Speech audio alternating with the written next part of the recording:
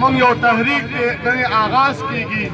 دا تحریک به ان شاء الله شروع وي او نن منګه یو اتحادي یو احتجاجي کیمپ لګولې دی د کله نه چې دا حکومت په اقتدار کې راغلی دی نو عجیبه خبره دا ده چې اولې چې څنګه په اقتدار کې راغی نو اولې د 90 دن پلان ورکا چې په 90 دن کې به ان شاء الله موږ تبدیلی راولو خو تاسو د دوی هغه لومبۍ موږ ویزه بس 90 دن دي دا به ان شاء الله الله تېرې کړي هغه 90 دن هم تاسو وکتل چې په هغې کې څومره بدامني راله څومره ګراني راله او څومره زیاتې د دې غریبانانو څخه په هغه 90 دن کې شروع شو موږ ویزه خیر دی قوم هم ویزه خیر دی کیدای شي د تېر حکومت نه ورته څه مشکلات پاتې شوي وي خو بیا هم هفتې هفتې داسې پریس کانفرنس یې به د حکومتي اوږدارانو کولې چې د هفتې هفتې امید به موږ له راکوو چې دې هفته کې به حالات ښه شي دې هفته کې به حالات ښه شي خو چې موږ ورته کتل نو ګراني دا پټرولو قیمت د ډیزلو قیمت دغسې د نورو اشیاء خورد و نوش قیمتونه بغیر بجټه بغیر د داسې دغه نه 3-4 بجټه چې تقریبا په دې 10 میاشته کې دا ګراني څومره دوی سیوا کړه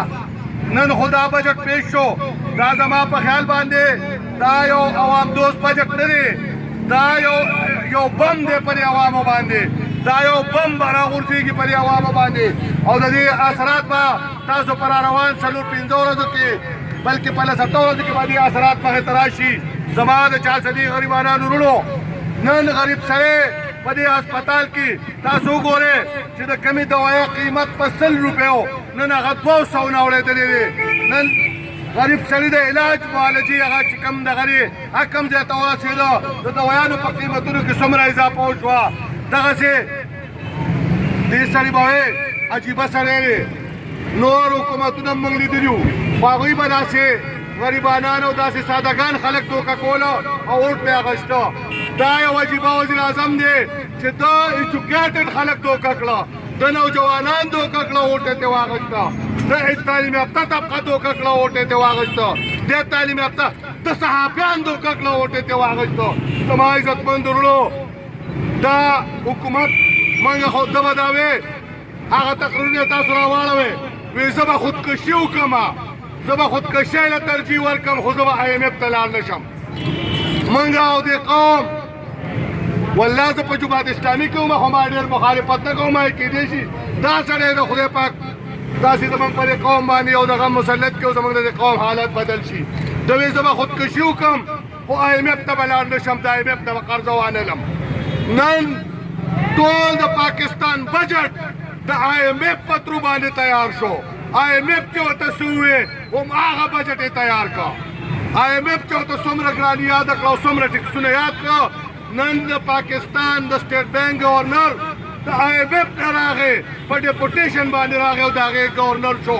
عزتمند وروڼو ټول پاکستان یې د IMF په غېږه کې ور واچو ته خو وایې زه به IMF ته نه ځم زه وایي زه به د مدینې ریاست قایموم عزتمند وروڼو د پرونی بلوزنی بیان زمونږ پیر صاحب ډېر محترم مشر ناست دی هغه پې خبره کوي د جنګ احد او د جنګ بدر خبره یې کړې ده زه دا ګراني خو به دې برداشت کړو زه دا نور هر څه به دې برداشت کړو دا فحاشي به دې برداشت کړو خو د ظالمه د صحابه کرامو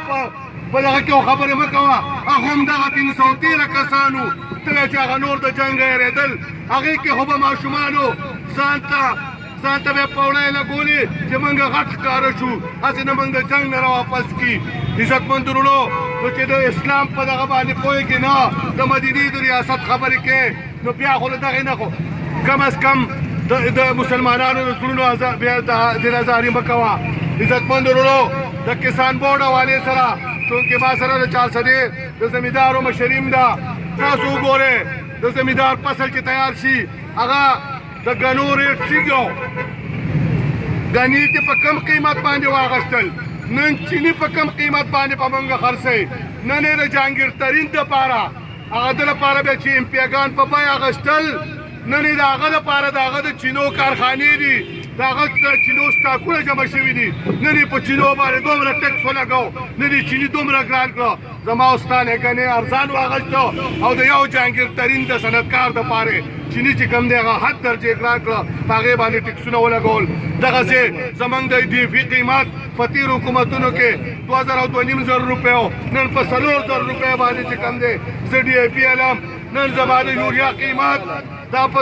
1300 باندې په تېرو حکومتونو کې نن زه په 2000 روپیو چې کوم دی یوریا علم دغسې دوایانو د زر ادویاتو په قیمتونو کې چې څومره اضافې وشوې روزانه په بنیاد باندې نوی بجټ تیارېږي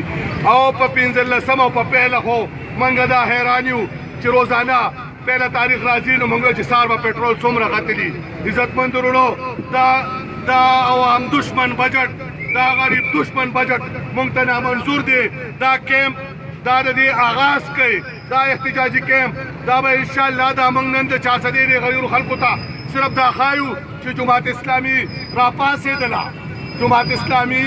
سټینډ واغسته جماعت اسلامي نن راووته او کله چې جماعت اسلامي میدان ته راوتې ده هغه حکومتونه بیا تاریخ ګواه دي پاتې شوي نه دي